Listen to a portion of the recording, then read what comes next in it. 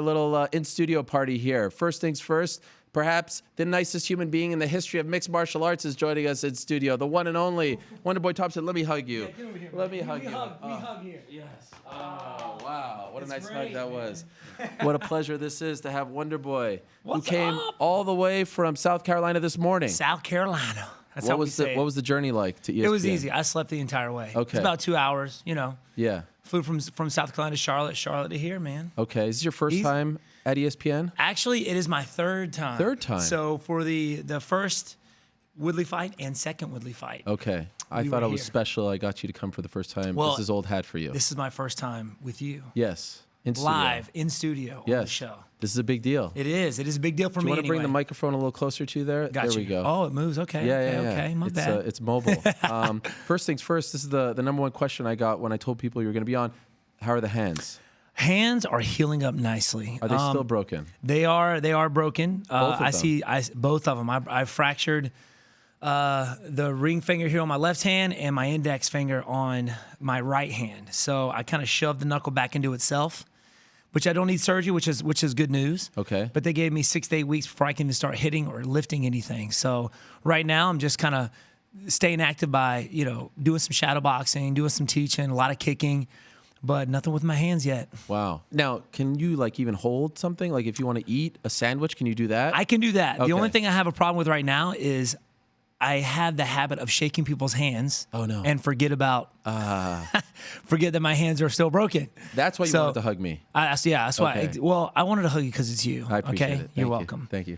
But yeah, man, I start breaking down into immediate sweat every time I shake somebody's hand. Really? But it's just a habit I have. Yeah. So I saw that you recently launched your own YouTube page. Yes. Well done. What's the address again? It's just Stephen Wonderboy Thompson. Okay. And You're doing exercises without using your hands. Yes. This is fascinating. I was watching them last night. I was like, oh my gosh. We have some of the stuff Technique is really Tuesday. tough. But you're almost like grabbing onto a medicine ball, but you're not fully clutching it. Right, we're not really fully clutching. I mean, the only time I actually had to sacrifice my hands was when we had an extreme dodgeball tournament that we did at the school that we filmed, and of course I sacrificed the pain to smoke these kids with a dodgeball. Really? So they wanted me That's out gotta there, hurt, man. right? Because you have to actually. Oh yeah, it was killing me. But yeah, we have a Technique Tuesday every Tuesday, which I told everybody they're begging me for the sidekick video. So I told them once we got to 100,000 subscribers, which we had 4 weeks ago, that I was going to give them a sidekick video. So it comes out tomorrow, 2 o'clock. So check it out if you can. Yeah. And I got to say, production quality on these videos is very high level. You think filming so? This? Yes. Dude, I was impressed. To be honest with you, me and my brother Tony, Yeah. who's on it, we're winging it right now. He's doing all the editing, the filming. Wow. He's doing everything. And this is something we just wanted to do for the fun of it. I didn't know it was going to be, as big as it is, but, it's growing. And I didn't realize there was a lot of people out there wanting to know about my style and how I do things, which is pretty cool. And everybody's wondering, hey, can't your fighters study this? I mean, obviously, you might have guys look at it, but it's different when you're stepping out there in the octagon and facing off against it. You can watch me do sidekicks all day, but how I set it up and the application of it is definitely different when you're out there in the octagon. Also, you appeal to many different people, right? You appeal to the MMA fan, but you also appeal to the kid who's interested in karate, the dad, the mom, right? Yes. You have that appeal. So I feel like a YouTube channel like yours, a lot of fighters have it, but yours is very, very smart. I'm actually surprised you didn't do this earlier because you appeal to the young kids, the MMA fan who's just a fan of yours, everyone in between. It's brilliant. That's what we try and well. hit. That's what we try and hit. I remember back in the 80s and early 90s, karate was the thing. It was, you had the Ninja Turtles out, you had the Power Rangers, and somewhere along the line, it just wasn't cool anymore, But people got to realize that, it's cool. The martial arts, karate, MMA, kickboxing, whatever it is, it's awesome, So get out there, do it, learn it, study it. And the martial arts has done a lot for me, not growing up, not just as a martial artist, but as a man, and I want to give that back. And a lot of the things that you learn in the martial arts, you don't get in other sports, or a lot of these kids aren't getting at home. So, I want to give that back. The name of the school is Upstate Karate. Karate, right? Or Team Pitch Black is our competitive team. Simpsonville, South Carolina. And when did it open? When did it first open the school? We opened in 1983, the year I was born. Wow, your dad opened it. My dad opened it. Ray Thompson. Yep. And he was a lifelong martial artist. He was. And it was actually, he started the martial art. He went to military school. Okay. His dad sent him to military school. And he was a big Elvis fan. If it wasn't for Elvis, I don't know what I would be. I'd probably be a break dancer or something right now. But Elvis, my dad, he couldn't sing like Elvis, couldn't dance like Elvis Presley. So he was like, you know what? He did some of his karate moves in some of his movies, did a little bit on stage. So that's how my dad got into martial arts, was Elvis Presley. Wait, so he was such a fan of Elvis, couldn't sing, but liked to gyrate, if you will, and that's how he got into martial arts? Yeah. It wasn't like Bruce Lee or something like that? I'll have to get him on here to tell you the story. But so Elvis was a black belt. Yes. Probably a celebrity black belt. But he did a lot of his martial arts in some of his old Western films that he did, my dad watched growing up. So... And he would do some of the stuff on stage. I don't know what he did, but on stage, and he wanted to be a martial artist. Wanted to do karate, be like Elvis Presley. Did he compete? Your dad? He did. He fought back in the 70s and 80s. Fought kickboxing. He fought in one of the first no holds bar fights. Really? In the U.S. It was in '83. No rules. You could kick to the groin, take down. You had wrestlers, kickboxers. This was in Greenville, South Carolina. Yeah. Really? And we got a picture of him. I have a picture of him up in the air, getting ready to. I mean, the camera's up, like it was in a ring, old school boxing ring, and his foot up, getting ready to stomp this dude's head. Like, oh my. I'm thinking, Dad, you probably could have killed this guy. He's like, yeah, he lived, but he said he had to do what he had to do. He had to pay rent. Wow. So he ran the school. It was '83. Back in those days.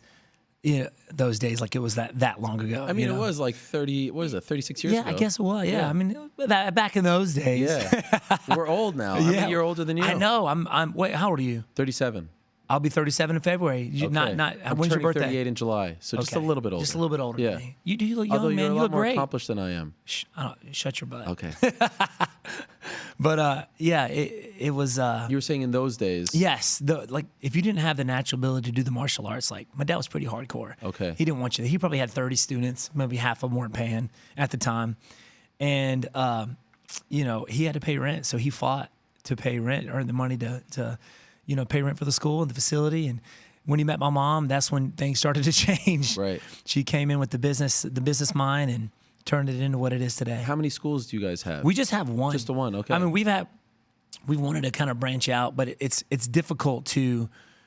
It takes years to train somebody. We don't want to put somebody in a school that I've only been training for a year or 2 years. You know, you have to be. My dad wants guys who've been, second degree black belt or higher to own a school. So it takes years to bring somebody up to be able to do that. So it's been very difficult. Is it true that he took you to, I think, like UFC 2 or 3? He did. Which one? Do you remember? It was UFC 3. It was where Kimo fought Royce Gracie and pulled like his ponytail or something out. So right? how old were you? So you were like I was 11 or something? Yeah, 11, 12. He takes it you was to in this? Charlotte, North Carolina. Okay. See, that's as a fighter family, we had no say-so growing up. Right. We had to train martial arts, right? So we weren't the kind of family that sat around the house watching like family shows or playing games. We watched fights. That's what we did as a family. Either we were fighting for my dad's entertainment, or we were watching fights. So when the UFC came out, it was such an unknown thing, such an exciting thing. Like nobody's ever seen anything like this before. So I wanted to go. There was one in there was a fight in Charlotte, North Carolina. UFC 3, I think it was. So my dad's like, we're going. I told my dad then I was going to do this one day. Really? Oh, yeah. So it was your idea? It was my idea. You're a little kid. There probably weren't a lot of little kids at these events back then. No, not at all. There were 0 kids. And I remember my dad taking me in, and people were like, you're taking this kid to watch these fights, So, yeah, I told my dad then, which is why, when I first got the call to fight for the UFC, I was going to turn it down. Why? I felt like I wasn't ready. A lot of these guys, even more now, had such collegiate, wrestling backgrounds, jiu-jitsu backgrounds, and I was just, putting that back into my training regimen. I put that on the back burner. I was focused on kickboxing. So I found myself doing more jiu-jitsu and wrestling to be a better sparring partner for GSP. He brought me in to help with his training camps.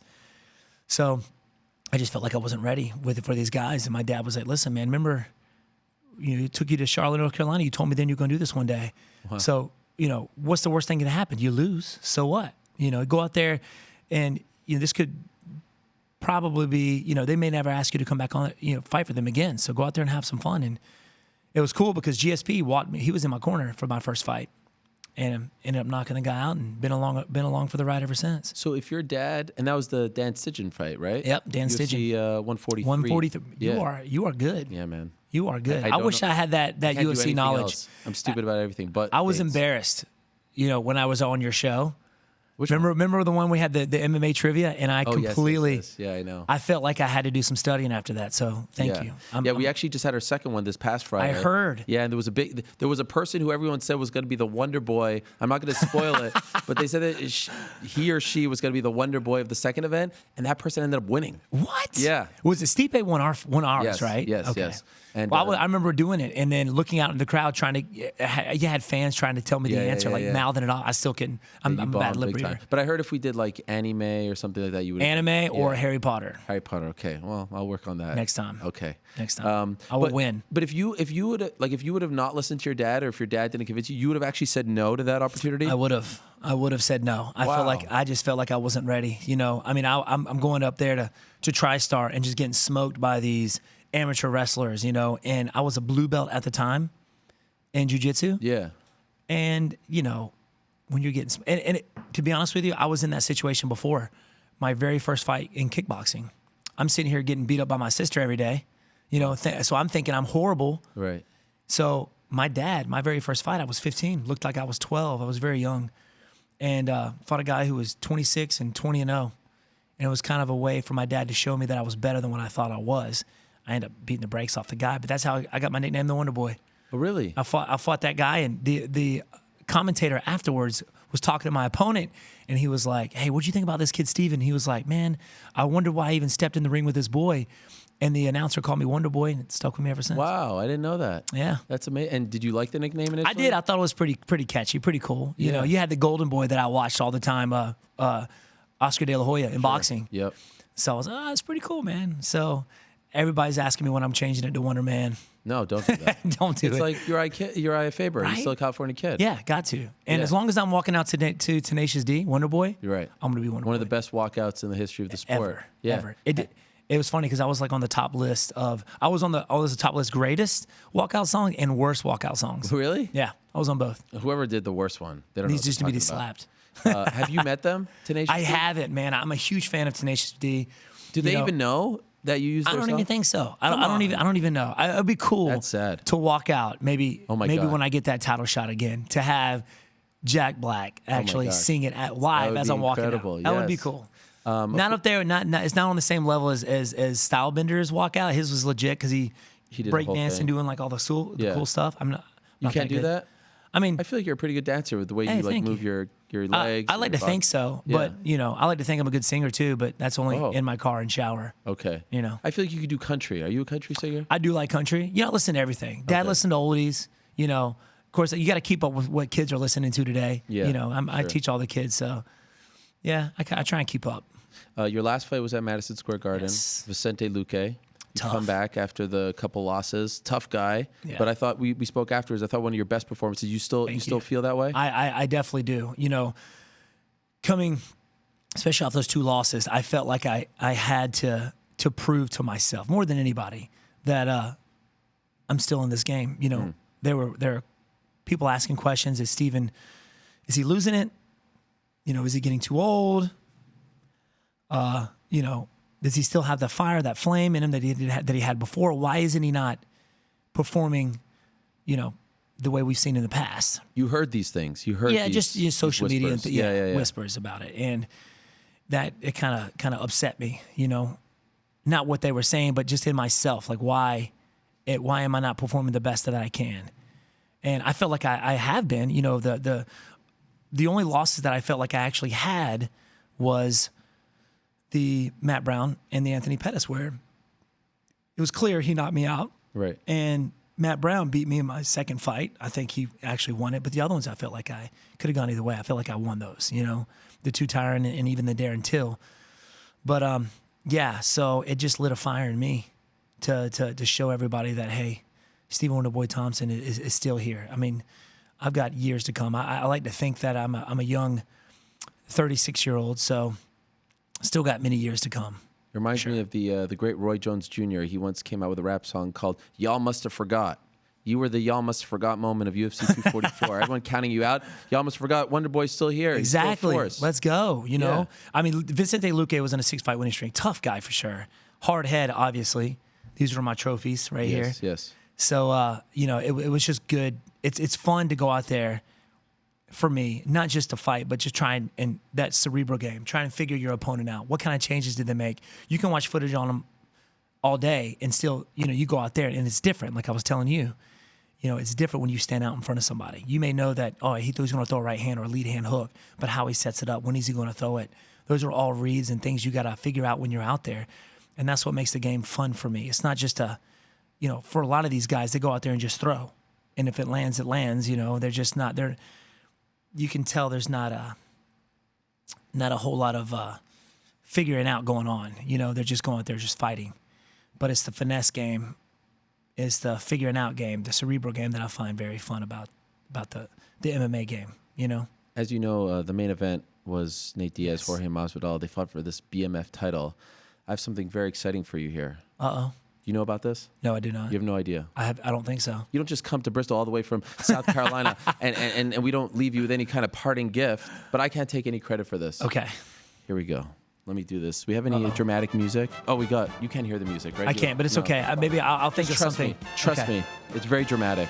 We even changed the lighting for you. So, on behalf of your management team, Paradigm Sports Management, I would like to present to you the nicest mofo belt. This Are you kidding me right now? is a very apropos belt. This was made custom for you. The NMF title. You know what? Awarded to the great Stephen Wonderboy Thompson. I am honored. I'm honored to be holding this belt. This is the real deal right here. Guys, check. Go back to the microphone so everyone can listen to you. Look, and tell us all. There's a lot of fine details on this thing. Stephen Wonderboy Thompson, the inaugural nicest mofo champion. Look at that. This. Are you kidding me? Nicest NMF belt mofo. MSG, New York City. God bless. Please and thank you. I love that part. I love the please and thank you. Show it to the camera right over there. There it is. This Stephen Wonderboy Thompson. There we go. What do you think? This is it. This is. Did you have any idea this was coming? No idea. That it was in production. This is all them. No idea. Audie, Tim, JC, they all did it for you at Paradigm. I got to give them a hug and a kiss for this. Yes. Are you kidding me? Wow. Guys, I'm honored. Thank you very much. Ariel Helwani. Yeah. How did you keep this in? How did you not tell me? I was told to keep my mouth shut. Sometimes I could keep a secret. Isn't that nice? That is amazing. But, you know, we joke about it. It is apropos. I know you and Max Holloway were joking about this sort of thing. You are literally the nicest person in the world. You deserve it. Well, thank you. Thank you. I really do appreciate it. Everybody out there, all my fans, I love y'all. I love you. This is maybe a sign of things to come. First the NMF, then the actual welterweight title. Yeah, I think so. You know, and I'm not giving up on that title, y'all. And whoever's got it, I'm coming for it. I don't even know what I'm ranked right now. But who cares? Yeah, who cares, right? Yeah. Who cares? I mean, the rankings don't mean anything. No. I'm coming back. I'm coming back strong, y'all. Like you saw my last fight. Yeah. 100%. So let me ask you, like just talking about the nicest part of this, because I mean this is a cool thing. It's a nice honor because it's legit. It's not just a joke. You spend so much time with kids. You're a role model. I've always said, like, if I want my kids to have a poster of a fighter, you're the guy, right? You're like a real life superhero. You just made my day, Ariel. Oh, no, it's true, though. It really is true. I have 3 children. I mean, you're such a great... But does anything ever bother you? Do you ever get upset about anything? You know what? That's funny you say that, because it upsets, like, my family, my dad, that nothing upsets me. Nothing? Nothing. Okay, I take that back. I usually don't promote this. Okay. But I game. Yeah. Play video games. Yeah. I have I play on Twitch. Yeah. Kids don't watch it. Yep. I rage. Okay. Rage. It's like they're the only thing that gets to me. The video games. The video games. You rage. So I rage like no other, for sure. So I play Modern Warfare, you know, Blackout. I play Apex. And when I die, I rage. Like, what does rage mean for you? Because, like, I know what it means for me. All right. I don't like throw controllers. Okay. But, and very few people have actually heard me do this, but okay. I cuss. No. I know it's not crazy. Like my brother, he's been through like 5 or 6 controllers. We game together. You know, I got a crew that we game with. He's been through like 5 or 6 controllers. You know, he's made it on like a was it a rage compilation on YouTube? It's funny, but I can't imagine you cussing. Do you have a go-to cuss word? You don't have to say it. I don't have a go-to. S word, F word. Probably the F word. Really? Yeah. I cannot picture you saying that word. I honestly cannot. That is amazing. I'm not saying it on the show, though. No, I can't don't say it want on the you. show. No, you okay. can't. You're a role model. Can't do it. You're a gentleman. But so you get that mad. That's the one thing that makes you mad. That's the only thing. Video games. Yes, and I think it upsets my family because I guess they feel like, I don't know, maybe easy to take advantage of because I just don't, nothing really bothers me. Really? I shake it off. Like I get comments that, that's such a cool thing that you got, that nothing bothers you. Yeah. But then I also get, man, nothing really bothers you. Like, even when people take advantage of you or try to, you don't get upset. I just think that I don't know, man. There's life's short, man, and there's to hold grudges and things like that. Right. It's not worth it. You don't get moody. You don't get down. No, I don't, man. Really? I really don't. You wake up, pep in your step. And I think a lot has to do with the martial arts. Just, I get all my frustrations out on a bag or a sparring partner. Yes. Just take all your frustrations out on them, and afterwards you're good. There's got to be times where the kids are annoying you at the school. They're getting unruly. Not just want at to all. smack them upside the head. No, I love it. I take that back. If they do, instead of slapping him, I just smoke him in the head with a dodgeball. When we have dodgeball tournaments, it's on. Really? But these kids, they've been playing since they were 3, so they got cannons. I got to treat them as dang adults. They're aggressive, man. Well, how old are the youngest kids at the school? 3 years old. 3 years old. We take them as young as 3. 3 and 4 is our little dragons class. It's the cutest thing you've ever seen. Wow. So in that, we work on balance, tumble rolls, lining up skills, concentration skills. A lot of these kids nowadays, and it's funny, when I was in school, when I was in the martial arts in class, I would say 95% of the kids were athletes. Okay. Now it's getting to the point where it's the opposite, What do you mean? I don't know if it has to do with the times have changed. In the 80s, early 90s, kids played outside. Yeah. Kids developed their athleticism by doing that. Right. Nowadays, a lot of these kids are sitting behind an iPad or a video game, and, they're not developing those skills, I was listening to who was it? I think Tim Kennedy not too long ago talking about how they were having a hard time getting people into the special forces. Just, they only bring in, I think 100 people they allow, but they have to have certain requirements. Okay. And people can't pass those requirements anymore. Really? Yeah. Wow. Because of, And you're noticing this when you see the kids? Yeah. Okay, I mean, you got kids that come in, bloodshot eyes, been playing video, been on the iPad for That's sad. 3, 4, 5, 6 hours, Yeah. But on the other hand, that's another reason why I love what I do. They can come off that and they'll have that karate class. At least they're doing something, Right. They're developing something, they're becoming martial arts. And people come in for different reasons, self-confidence. Maybe they want to lose a couple pounds, or maybe they're being picked on in school. But to see that kid come in, no matter what, if they're an athlete or not, leave that class with a smile on their face, knowing that they learned something. We got kids that have been taken since they were 3 years old. They're in their 20s now. But knowing that I had something to do with being a part of his life, being a positive influence in their life, makes everything worth it. And you're there all the time? I live there. Every day? Every day. Like the Luque fight. When are you back? I was back in the next day. Monday? Broken hands and all. Teaching class. Well, I wasn't teaching. I was there kind of helping out. I was pretty much bandaged up. Couldn't do a whole lot with my hands, but I was there at the school for sure. The young kids, do they know what you do for a living? They do. They watch it. Really? They watch. Well, sometimes the parents will watch it and then tell them. They show them afterwards. Right. But it's funny because after a win or lose, they're the first ones to tell you, there's no filter when it comes to kids, which is why I love it. Yeah. You win, awesome. They're there hugging you. You lose, they'll let you know. With the Pettis fight, when I got knocked out, like the next day, Monday, that Mr. Steven, I saw you get knocked out Saturday. You keep your hands up. I'm like, shut up, kid. Yeah. Nah, but it's it's awesome, man. Even that one didn't mess you up? It did. Well, I take that back. It didn't upset me. It just got me thinking, like, why did I not see that punch coming? Huh. I normally see it coming. I normally see everything coming. But why did I not see that one? Always in the back of the head, always in the back of your head, even, from day one in the fight game, you're wondering what it feels like to get knocked out, or if this is the time it's going to happen. And for 20-something years, I've been asking myself, is this the time? Is this it? You try and push that stuff out of your head. Yeah. But it just pops in there. Because you've never been knocked out. Never been knocked in anything. out. Nothing. Wow. I've seen stars for sure. When Tyron hit me the first fight, I saw stars, but I wasn't out. And it's funny because Tyron hit me harder. His was just right on the money. Wow. It was on the money. And that kind of got me thinking for a while, for a few days, like, why did I not see that coming? And I went back and I watched it over and over and over again on my own time. I like to watch the fights by myself, not with anybody in the room. Okay. I like to study my fights by myself. I don't like to have, the whole team there. I like to do it on my own. And I went back and watched it. I was like, man, why did this happen? So, never been knocked out. And I think that was another reason why it just kind of lit a fire in me. Because, I normally see this stuff. I normally see me coming, but you can't stop everything. It's bound to happen.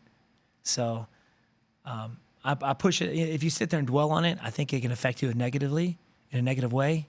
So I just push it in the back of my mind and, promise myself to train harder, better, stronger, to not let it happen again. How much does it gnaw at you that you didn't get those, the belt in those title fights? Both of them were so close. It was. Right? It was very close.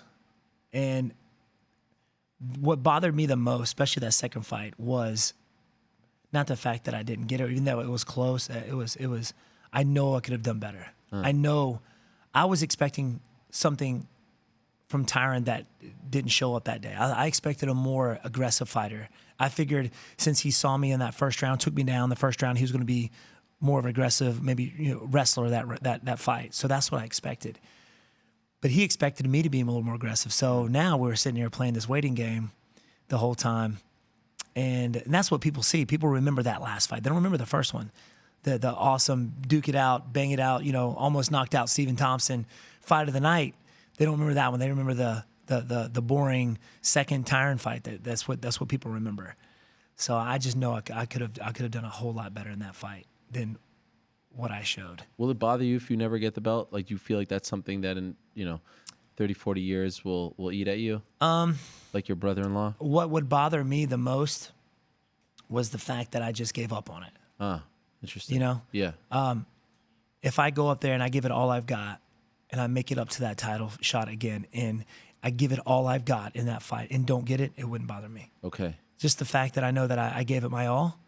I think going up there and not making or making excuses of why I couldn't make this training session, or I'm feeling a little tired, I didn't go to that training session, or I'm a little injured, so I'm not going to train today. I see fighters even at the top of the game have that mindset. I've trained with GSP, I've trained with Anderson Silva, Lyoto Machida, Chris Weidman. I've trained with a lot of champions, and that's what these guys have over everybody else, is that dedication, that indomitable spirit, that perseverance that nobody else has. Even though they're injured or maybe feeling a little down, they still find a way to make it in the gym and work out and train. And that's what gives me confidence stepping out there, is knowing that I've done everything I could to prepare for the fight. More than anything, that's what gives me the confidence. So I know that, putting it in my all, and even if I don't make it, I'd still be happy knowing that I gave it my all. And just still, fighting the best fighters in the world, who can say they've done that? Right. Fighting the best guys in the entire world. That's crazy. It's like an anime or something you see. So, but I'm not giving up on it for sure. Your division was in focus this past weekend. Did you watch the Usman Covington fight? What do you think of it? I thought it was a great fight. Kamaru Usman, I think, is a great champion. I was surprised that the judges had it as close as it was. From what I saw, the last round was the deciding factor of who was going to win that fight. They had Colby winning. One judge had him winning 3 rounds. I didn't see that at all. I had a 2-2 going to the 5th. I had him winning the first round, yeah, and then Kamaru Usman the rest. Interesting. Okay. I thought he landed the more powerful shots. I think he landed more. Colby was throwing a lot, but a lot of those were missing or glancing. They weren't clean shots. Kamaru Usman definitely kept his calm. Everybody thought he was going to go out there and be emotional. Yeah, emotional, yeah. I was that's how a champion should fight. I think right there.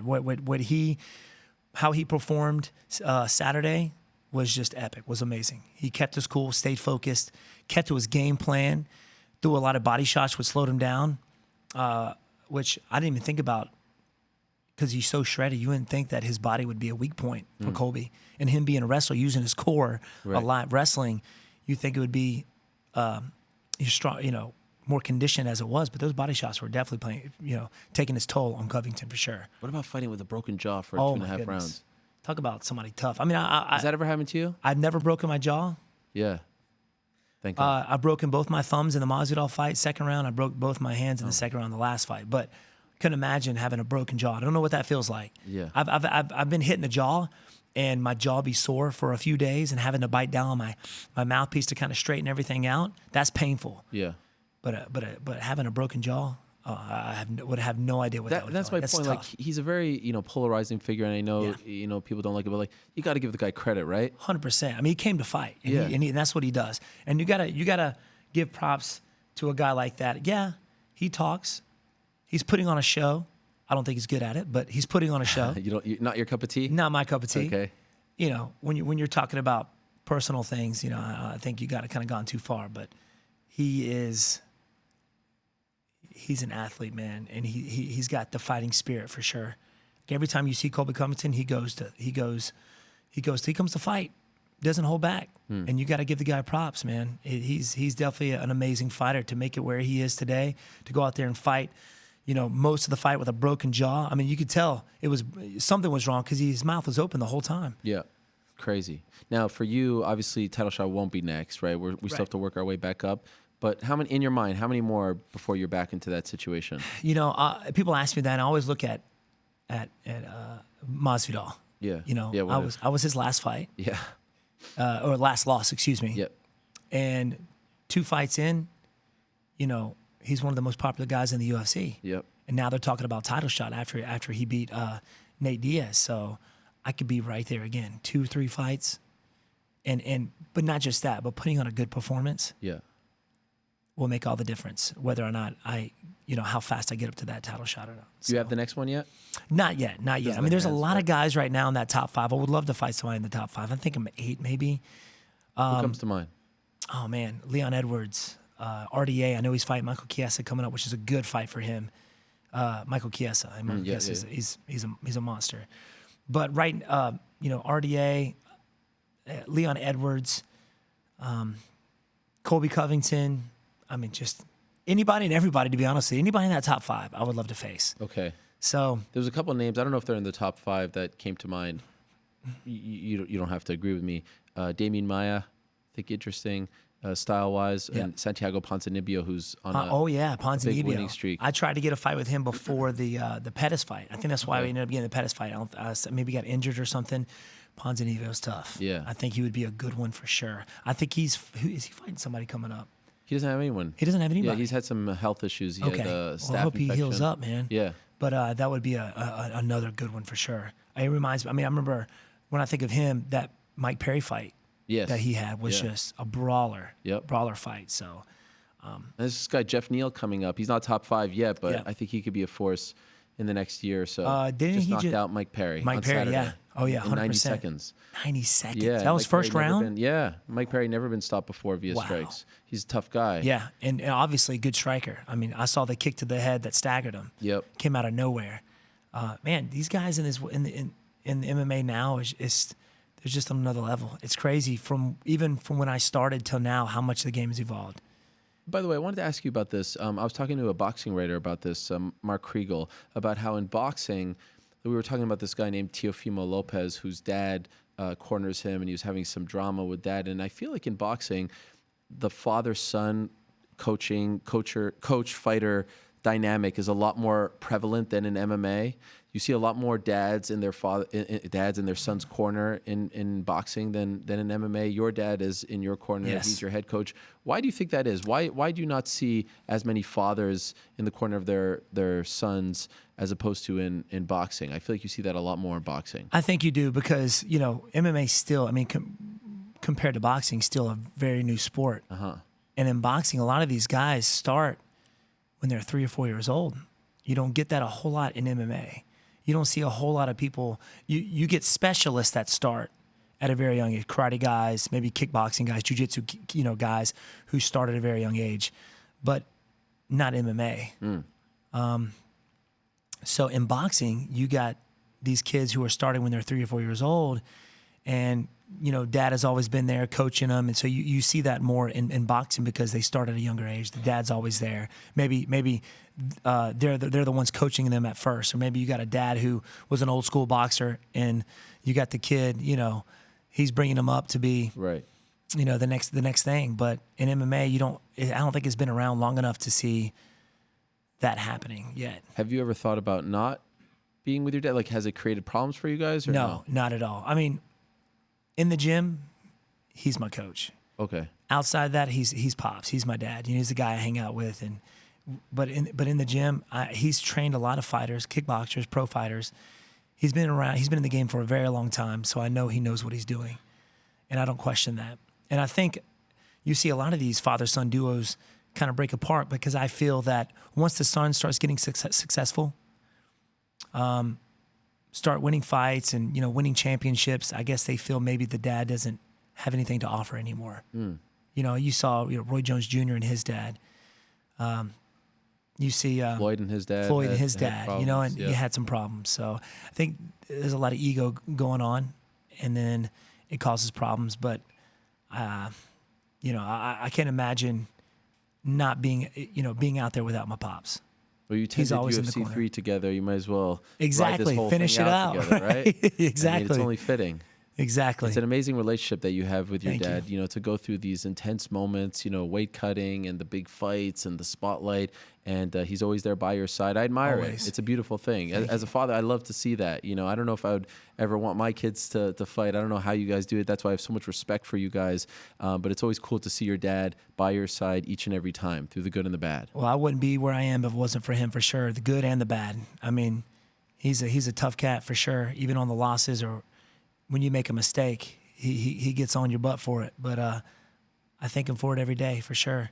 And even if they don't compete, get him into martial arts if you can. Yes. There's no better, especially for a parent, knowing that your young and can defend themselves. Yeah. If need be. Mm-hmm. So, and it's a big confidence booster knowing that when you step in a room, you can take everybody out in that room if you needed to. Yes, absolutely. Even if you don't look like the traditional fighter. Those are the people you gotta watch out for. The ones that don't look like fighters. The NMFs. Yes, the NMFs. If you will. The NMFs. Those are the ones you gotta watch out for.